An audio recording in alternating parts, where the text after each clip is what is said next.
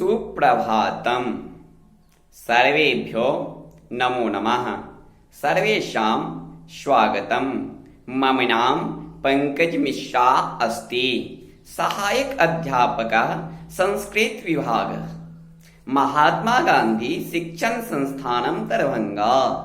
अद्य अहं भवतां समक्षे कक्षा सप्तम विषयः संस्कृत व्याकरणम् प्रकरणं वर्णविचारः इति विषयमधिकृत्य पाठयितुम् उपस्थितोऽस्मि। छात्रों, इससे पहले का क्लास में मैंने संस्कृत व्याकरण के अंतर्गत सर्वप्रथम वर्ण विचार के बारे में पढ़ाए थे। आज मैं उसी वर्ण विचार पर आगे पढ़ाना प्रारंभ करता हूं। तो इससे पहले मैंने यह प्लुत स्वर की बात किया था। आज मैं वर्णों का उच्चारण काल यानी वर्णों का जो उच्चारण समय होता है उसके बारे में बात करता हूं। तो एक श्लोक है जो एक मात्रो भवेत ह्रस्वो द्विमात्रो दीर्घ उच्यते त्रिमात्रास्तु प्लुतो ज्ञेयो व्यंजनम चार्धमात्रिकम। अर्थात कहने का तात्पर्य है हर्ष स्वर की एक मात्रा होती है, दीर्घ स्वर की दो मात्रा एवं प्लुत स्वरों को त्रिमात्रिक समझना चाहिए। व्यंजन वर्णों की आदि मात्रा जाननी चाहिए। एक मात्रिक स्वर जो हैं वो हैं अ, ई, उ, री, ली, और द्विमात्रिक स्वर जो हैं वो हैं आ, ई, उ, री, ए, ओ, ऐ, औ। और त्रिमात्रिक जो स्वर हैं वो हैं अ, उ, ई, उ, री आदि। ये जो है वो क्या है? प्लुत स्वर है।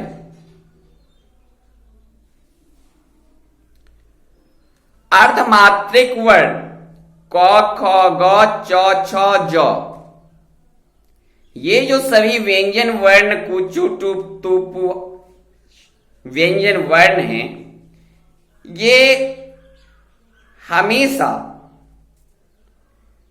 स्वर रहित शब्द के साथ व्यंजन वर्णों के नीचे हलंत का चिन्ह लगा रहता है,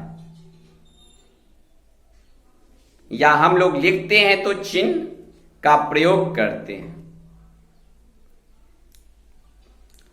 मात्रा काल यानी पलक झपकने के समय को एक मात्र काल कहते हैं।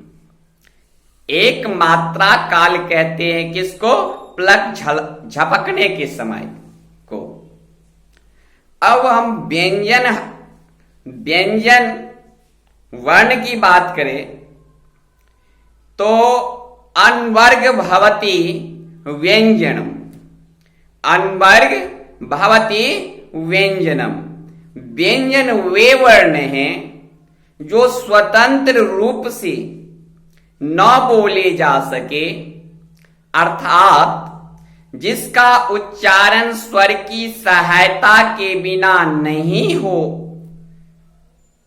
सकता।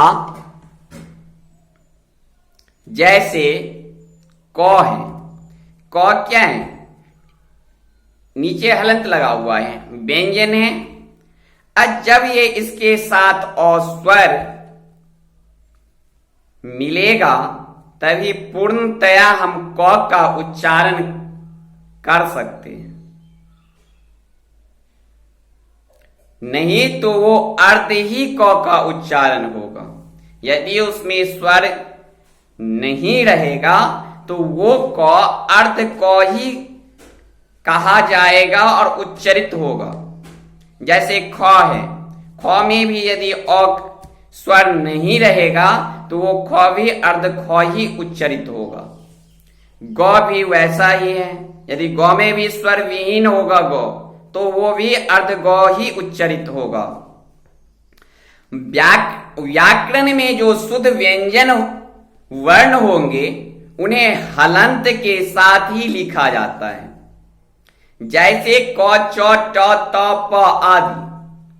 इसलिए इन्हें अर्धमात्रिक वर्ण कहा गया है। व्यंजनम चार्धमात्रिकम, व्यंजनम अर्धमात्रिकम, व्यंजनम चार्धमात्रिकम, व्यंजनम च अर्धमात्रिकम। सभी व्यंजन वर्ण हल प्रत्याहार में समाहित होते हैं, अतः व्यंजनों को हल भी कहते हैं। व्यंजनों को हल भी कहते हैं। कुल व्यंजन वर्णों की संख्या 33 माने गए हैं, जो कि माहेश्वर सूत्रों के हय वरट से लेकर हल तक 10 सूत्रों में गिने गए। तो पहला स्पर्श व्यंजन, दूसरा अंतस्थ व्यंजन और तीसरा ऊष्म व्यंजन। चतुर्थ प्रकार है, यानी चौथा प्रकार एक संयुक्त व्यंजन है, जो माहेश्वर सूत्रों में परिगणित नहीं है। अब सबसे पहले स्पर्श व्यंजन की बात करें तो उसका पहले उदाहरण माध्यम से जानते हैं। जो जिन वर्णों के उच्चारण में मुख के विभिन्न अवयवों भागों का स्पर्श होता है उन्हें स्पर्श व्यंजन कहते हैं। इसकी संख्या 25 है। क से लेकर म तक वर्ण है। स्पर्श व्यंजन है ये वर्ण कंठ, तालु, मूर्धा, दंत आदि स्थानों को स्पर्श करने के बाद उच्चरित होते हैं, इसलिए स्पर्श कहा जाता है। जैसे क, ये क जो है, च है, ट है, त है, प है,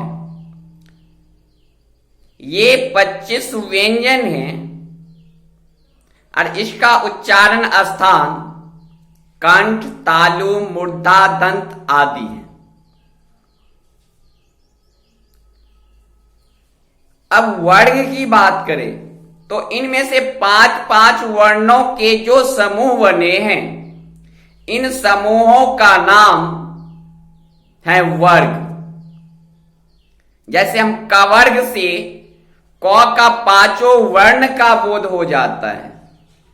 ये वर्ग उच्चारण स्थान के आधार पर बने हैं। जैसे क, ख, ग, घ, र, ये 5 व्यंजन कंठ से बोले जाते हैं और इन सब का एक वर्ग बनाया गया जिसका नाम रखा गया कवर्ग। कंठ से उच्चरित होने के कारण इन्हें कंठ वर्ण भी कहे जाते हैं।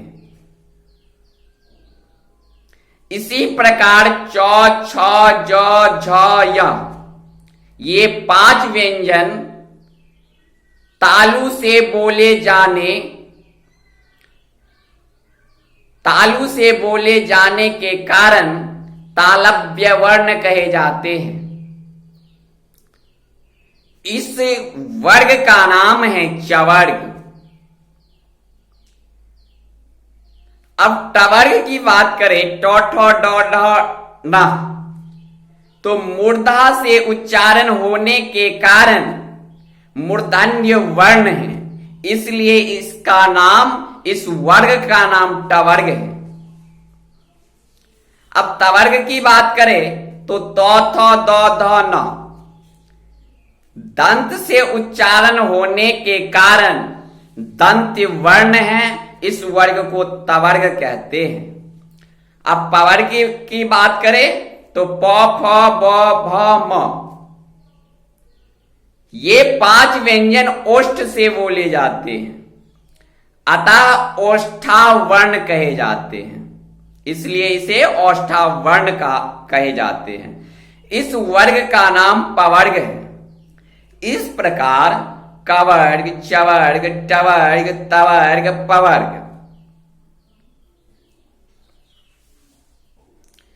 5 वर्ग होते हैं तथा प्रत्येक वर्ग के अंतर्गत 5-5 वर्ण आते हैं, अतः 25 वर्ण वर्गाक्षर या वर्गीय व्यंजन या स्पर्श व्यंजन कहे जाते हैं।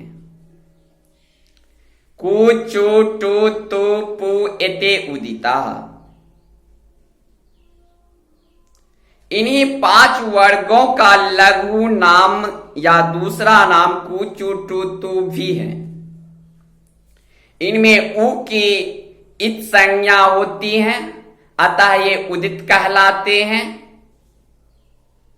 संस्कृत व्याकरण में जब भी कु कहा जाएगा तो उसका अर्थ होगा कवर्ग, अर्थात क ख ग घ र। चू का मतलब होगा चवर्ग, टू का मतलब होगा टवर्ग, तू का मतलब होगा तवर्ग, पू का मतलब होगा पवर्ग।